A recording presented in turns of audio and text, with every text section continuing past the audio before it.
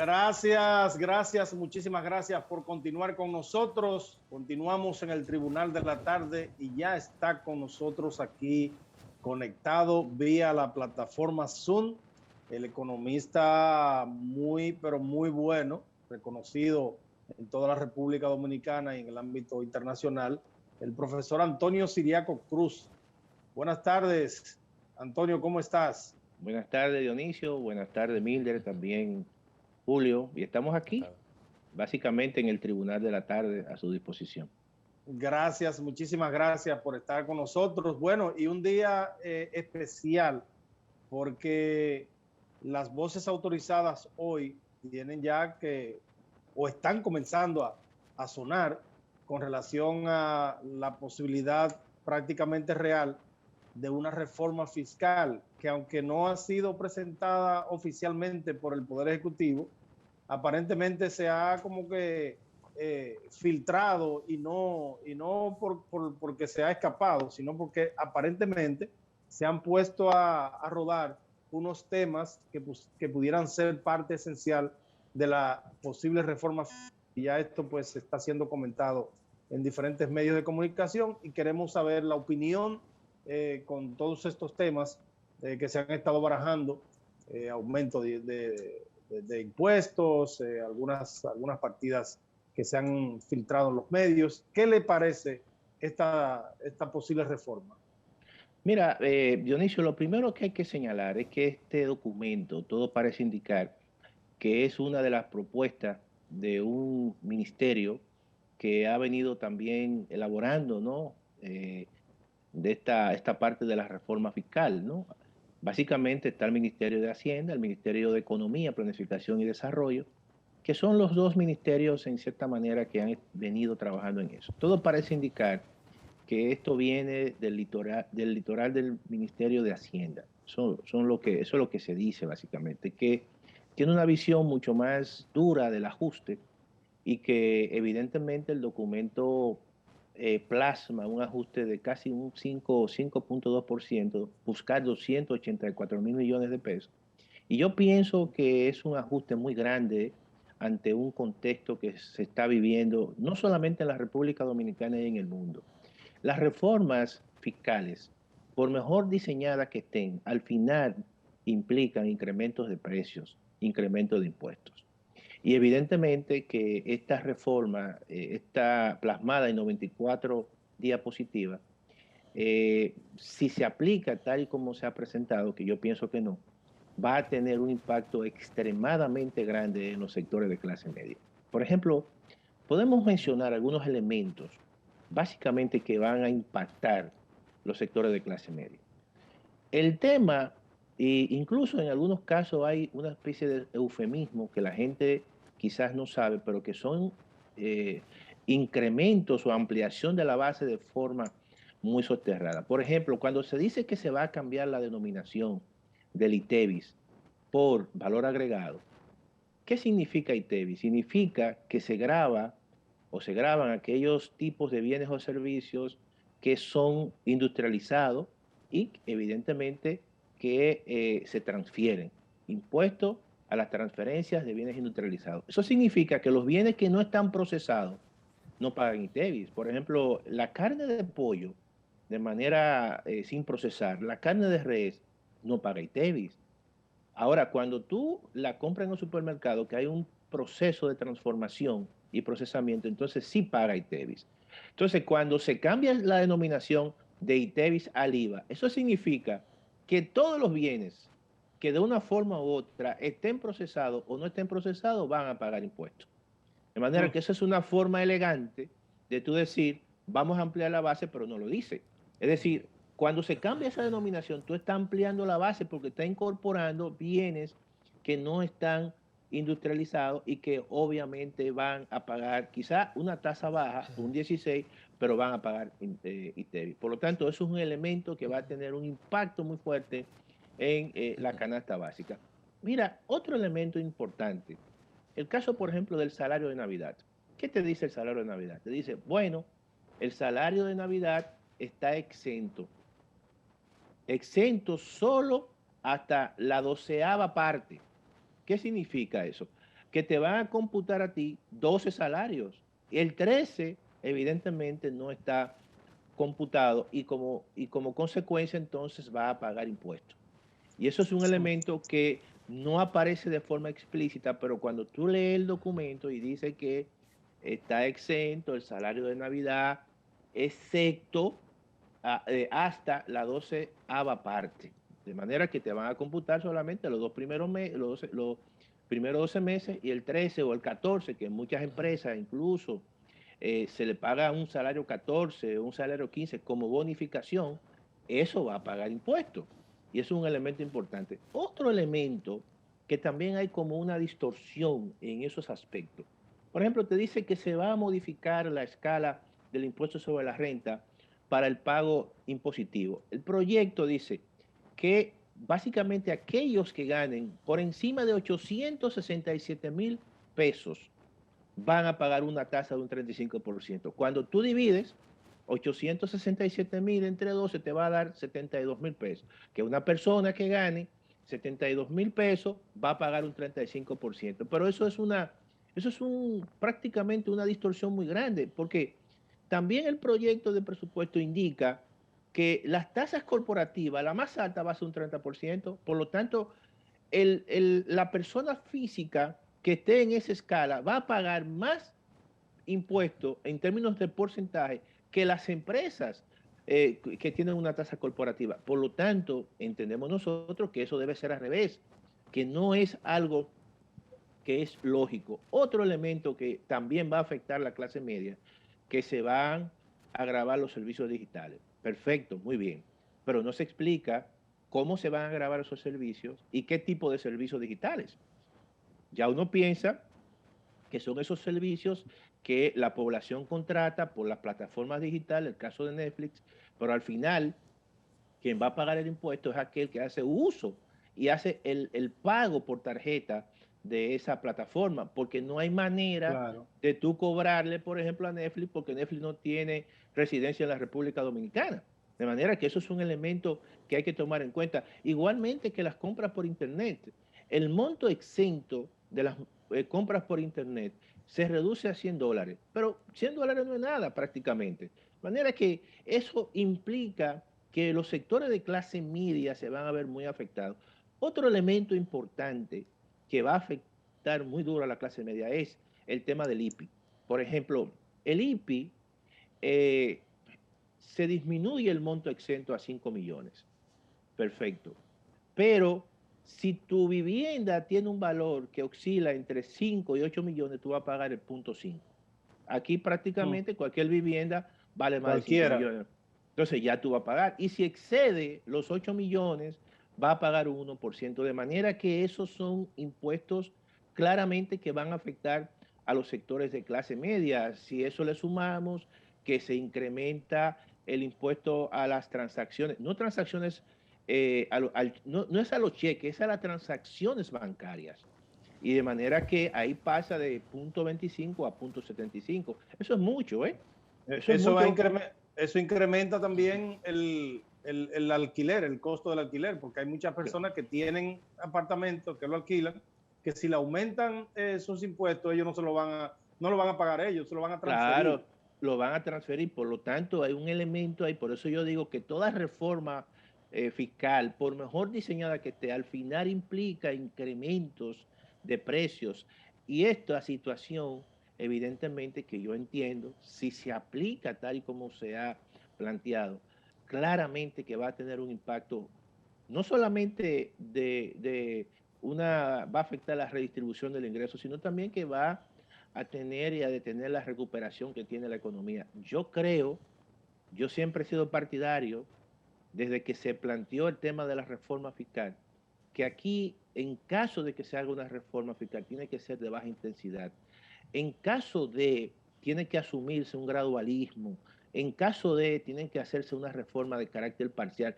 No es porque no lo requiera la economía dominicana, es porque el contexto, uno tiene que saber que el contexto en el cual uno va a aplicar una política económica, una política pública, tiene que tomarse muy en consideración. No importa lo bien diseñada que esté esa política pública, lo importante es que el impacto sea mínimo en los usuarios, en aquellos que van a pagar prácticamente, como decimos nosotros, los platos rotos. Y nosotros estamos viviendo, Dionisio, Mildred y Julio, un contexto inflacionario, un contexto donde Mildred, los precios de los combustibles están altos, el precio de las materias primas están altos, el precio de los contenedores están alto, el precio de los fletes están alto y todo eso trae como consecuencia, evidentemente, un incremento en los costos y en, eh, y en la inflación. Has mencionado a lo largo de su participación 6 ocasiones el concepto clase media, dando la sensación de que esta reforma fiscal, la clase que tendría un mayor impacto, es una clase media cada vez más eh, menos definida, en términos menos homogéneos, y da la sensación que es siempre la que paga los platos, utilizando su misma expresión. Tomando en consideración esta clase media que usted ha mencionado como protagonista de esta reforma, ¿qué tipo de mecanismos pudiera utilizarse para que sea menos dura, para que pueda golpear? Porque de pronto de clase media a clase baja y clase desaparecida seremos todos. Mira, tú sabes que eso es un tema interesante, lo que tú has planteado, Mildred, porque generalmente los sectores de clase media, en casi todas las reformas que se han hecho y las experiencias, nunca quedan protegidas. ¿Por qué? Bueno, porque al final la clase media, quizás el elemento que lo beneficia son los servicios públicos, los buenos servicios que tú puedas dar con el gasto público, con respecto a la educación, con respecto a la salud, la seguridad social. Y esos son temas que han sido y están siendo muy cuestionados en la República Dominicana. Por ejemplo, ¿cuál es la garantía que tiene la clase media de tener una pensión digna? No la hay. Entonces, eso es un tema incluso de reforma. ¿Cuál es la garantía que tiene la clase media de tener supongamos, un servicio de salud que cubra una parte importante de enfermedades? No la tiene. Déjame decirte que en la ley y en este proyecto había un elemento importante que se beneficiaba a la clase media en el tema educativo, era que tú podías deducir tus gastos educativos a partir del impuesto sobre la renta. Y eso se hizo precisamente para mejorar que la clase media pudiese enviar a sus hijos a una buena universidad, ¿verdad? Sin contratiempo, que hubiese que enviar a sus hijos a un colegio bilingüe de calidad, y entonces tú pagas, muchas familias de clase media tomaban préstamos a los bancos y luego entonces pagaban el colegio y le daban un comprobante y deducían eso del pago de impuestos sobre la renta. Eso se eliminó, digo, por lo menos en la propuesta se elimina. No hay posibilidades, por lo menos lo que he visto, de que la clase media se pueda ver beneficiada. Y entonces, la única forma es, si la República Dominicana hubiese tenido servicios de calidad, tú puedes decir, bueno, vamos a fortalecer esos servicios. Pero eso sencillamente está en veremos, está en el discurso. Por lo tanto, creo que hay poco margen en el corto plazo de que la clase media se vean beneficiada, porque no hay ningún mecanismo incluso que está claramente identificado, que esté en uso en estos momentos, y aquellos, por ejemplo, que estaban eh, presentes antes de esta propuesta, lo están básicamente, están proponiendo su eliminación. Por lo tanto, yo creo que hay poco espacio para la clase media en ese sentido. Desde tiempos antiguos en el mundo literario y religioso, se viene justificando el quitar el pan a los ricos para dárselo a los pobres. Uno escucha unos discursos maravillosos, siempre de la clase política, en sentido general, de que la mejor reforma que se puede hacer es quitarle más a los ricos para dárselo a los pobres. Del discurso a la realidad, ¿eso puede ser posible en esta coyuntura? Yo creo lo siguiente, yo pienso, Julio, que tú has planteado un tema incluso hasta filosófico, de una discusión importante. Cuando uno analiza, por ejemplo, los mejores sistemas tributarios, y aquellos que dan beneficio a la población. Evidentemente que hay un elemento ahí donde se parte del hecho de que se paga una proporción importante de tus recursos, tú lo transfieres al Estado como pago de impuestos. Claro, en todo esto hay que ver, como dicen, todo el muñeco completo. Tú tienes un Estado responsable, tú tienes un Estado que es eficiente, tú tienes un Estado que rinde cuentas. Entonces, en esos casos, tú encuentras que gran parte de esos recursos que tú le quitas a los pobres se le transfieren a grupos y esos grupos reciben esos beneficios. Yo creo que en este tipo de economía, esa situación puede generar muchas distorsiones, porque no tenemos un Estado que en cierta manera pudiese manejar esos recursos de forma quizás como uno quisiera. Entonces yo creo que nosotros, en algunos aspectos, mi punto de vista es que hay que bajar tasas. Aquí hay tasas que están muy altas. Y entonces eso es un mecanismo también de tú liberar recursos a grupos de clase media para que tengan más capacidad de compra en ese aspecto. Entonces, yo creo que en ese sentido, la República Dominicana pudiese experimentar quizás una reforma fiscal donde los porcentajes de cobranza y de tasas impositivas sean quizás un tanto más bajas. Por ejemplo, yo siempre he pensado que aquí debe haber una tasa para empresas y tasas corporativas y una tasa, por ejemplo, para pequeñas empresas, en el caso de las empresas. Porque tú no puedes pensar que una pequeña empresa paga igual que una gran empresa. Entonces, en ese sentido, ¿no? Y además reconociendo una realidad que hay en la República Dominicana, que el 95% son pymes, por ejemplo. ¿Qué hace el gobierno? El gobierno dentro de esa propuesta plantea una simplificación de los impuestos a un procedimiento simplificado de tributación y dice, bueno, vamos ahora a considerar para, en el caso, por ejemplo, de las empresas que sean pequeñas o MIPYMES, no 8 millones, ¿verdad? Sino un rango de 1 millón hasta de 1 millón. Claro, eso permite que muchas empresas puedan incluso presentar y acogerse al procedimiento simplificado de tributación. Pero ojo con eso también, porque eso hay que tener mucho cuidado para evitar muchas veces engaños, elusión que se puede dar en el impuesto sobre la renta.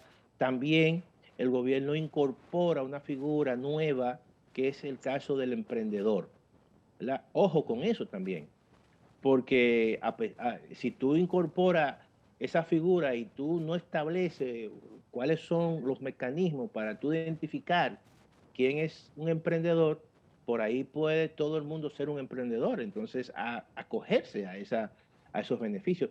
Todo eso son elementos que hay que discutirlo, que hay que revisarlo y que hay evidentemente que establecer dentro de un reglamento los controles debidos. Siriaco, bueno, debe ser una situación sumamente difícil para el actual presidente de la República, Luis Abinader, porque es conocedor de la realidad de los dominicanos, sobre todo después de esta pandemia, donde muchos empleos se han perdido, no se han podido recuperar, pero la misma situación económica también de la clase media que va decayendo. El presidente incluso en campaña, ahí ya el video circulando, donde él hablaba de que este país necesitaba un gobierno que cobraba, que no le pusiera más impuestos al dominicano y que gastara de manera más eficiente los recursos que cobraba por los mismos. Entonces, esa es una situación difícil para el presidente actual. ¿Hay alguna forma de que el presidente pueda postergar esta reforma fiscal? Ustedes, los especialistas en el tema, los economistas, visualizan nichos que el presidente pudiese aprovechar sin que sometiese esta reforma al Congreso Nacional.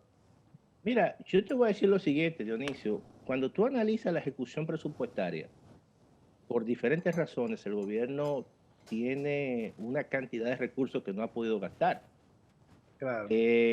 Incluso las estimaciones que uno hace sobrepasan los 120.000 millones de pesos. Entonces, este año el gobierno va a terminar prácticamente con un déficit, aunque planteó un déficit de un 3%, pero el déficit de este año va a ser prácticamente nulo, ¿eh?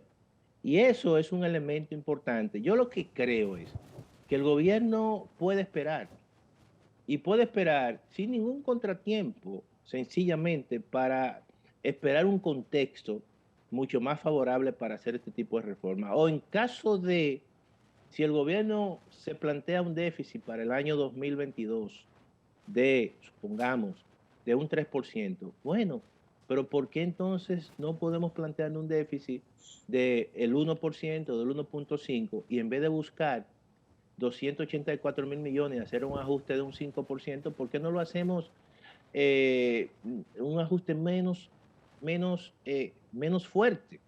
Y en ese sentido, el impacto en la población es mucho menor, pero también el gobierno puede conseguir recursos y así ir sorteando la situación. Yo pienso que si el gobierno se maneja con un déficit de un 2% en el 2022, no va a pasar nada.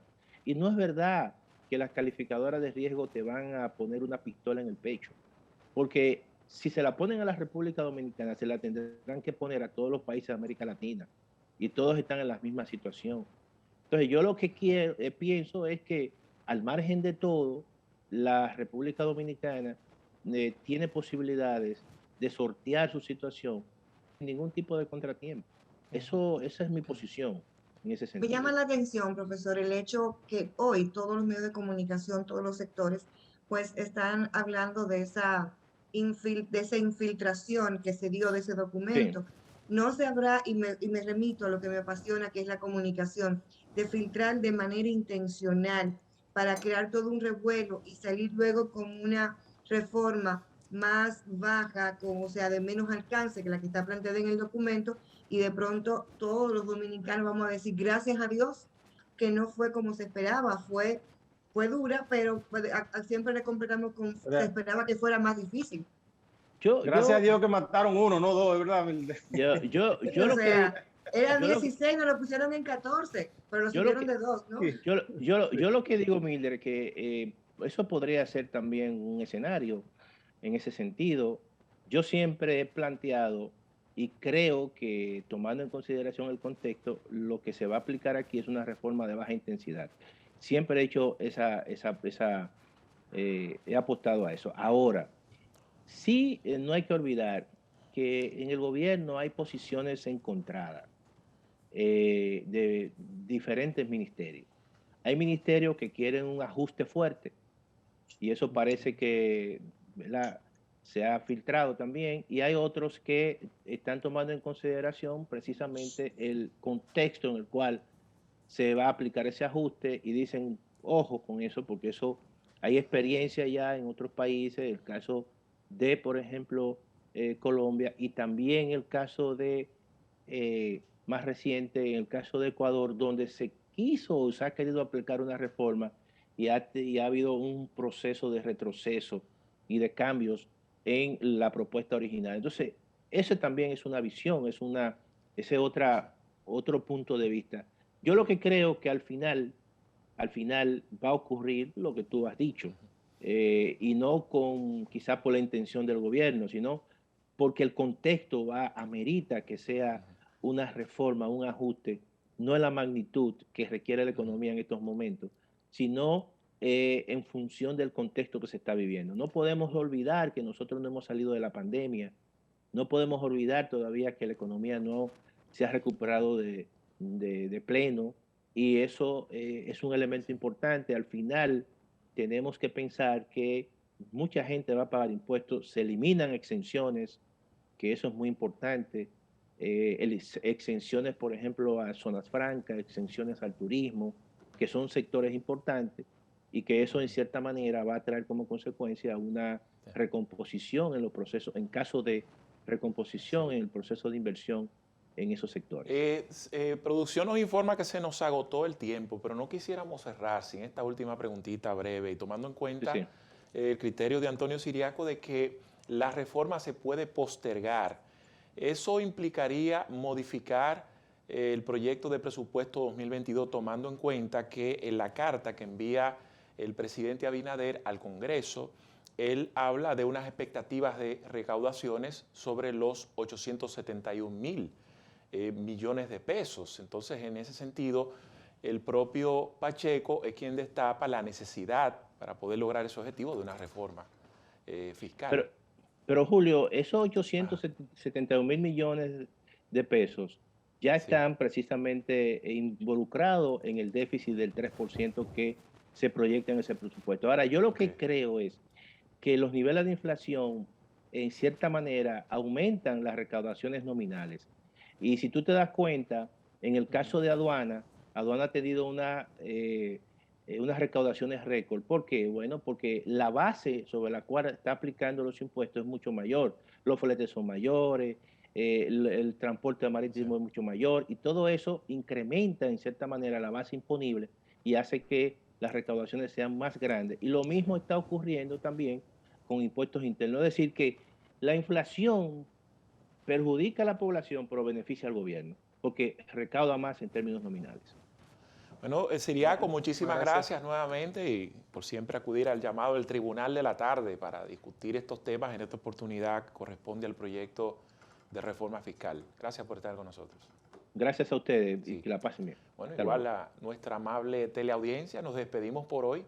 Como siempre, la invitación a mañana en otra entrega del Tribunal de la Tarde de 5 a 6. Y a todos, continúen con la programación de Telefuturo Canal 23. Bye bye.